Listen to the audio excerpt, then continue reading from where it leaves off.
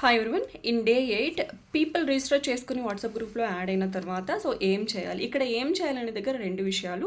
ఒకటి ఏం పని చేయాలి, రెండవది ఏ ఇంటెన్షన్తో ఆ పని చేయాలి అనేసి. మనం ఇంటెన్షన్ అనేది మనం ప్రాపర్గా లేకపోతే మనం ఏం నేర్చుకున్నా ఏం చేసినా కూడా రిజల్ట్ రాదు.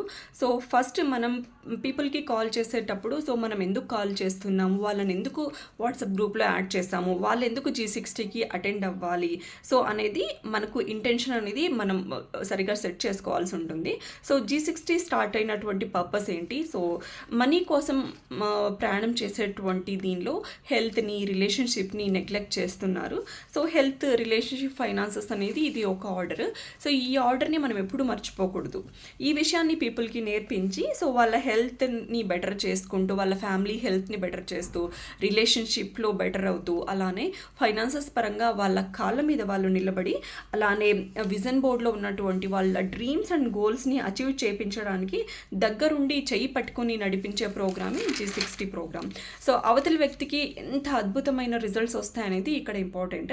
అండ్ ఒకవేళ ఈ వ్యక్తికి నేను చెప్పలేకపోతే G60 ప్రోగ్రామ్లో మనం ఇస్తున్నటువంటి అవేర్నెస్ అనేది మిస్ అయిపోతారనేది ఉండాలి. వినడం వల్ల ఏం మార్పు రాదు.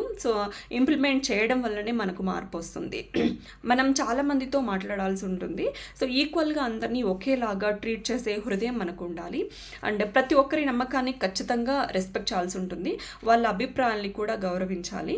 మనం ఎందుకు ఈ పని చేస్తున్నాం అనే దానికి ఒక క్లారిటీ ఉండాలి.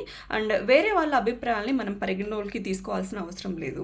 ఏం చేసినా కామెంట్ చేస్తూనే ఉంటారు. ఉచిత సలహాలు ఇచ్చే వాళ్ళు ఇస్తూనే ఉంటారు. వాళ్ళ గురించి పట్టించుకోవాల్సిన అవసరం లేదు. మనం ఉన్నాము అనే ధైర్యం అనేది కొత్త వ్యక్తికి ఇవ్వాల్సి ఉంటుంది. అవతలి వ్యక్తి షూలోకి వెళ్ళి మనం చూడగలగాలి. చిన్న చిన్న మిస్టేక్స్ జరిగినా కూడా వాళ్ళను వదిలేయాలి, క్షమించాలి. అండ్ పెద్ద హార్ట్ ఉన్న వాళ్ళకే సారీ చెప్పేటువంటి గుణం ఉంటుంది.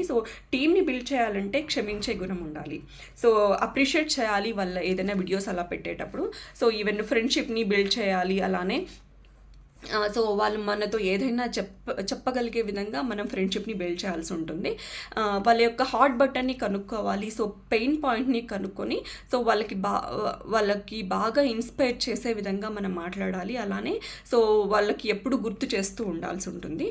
ఆల్వేస్ పీపుల్కి అవైలబుల్లో ఉండాలి. ఓపికగా వాళ్ళు చెప్పేది వినాలి. అలానే మనం వాళ్ళని ఒక కిడ్స్ లాగా ట్రీట్ చేయాలి.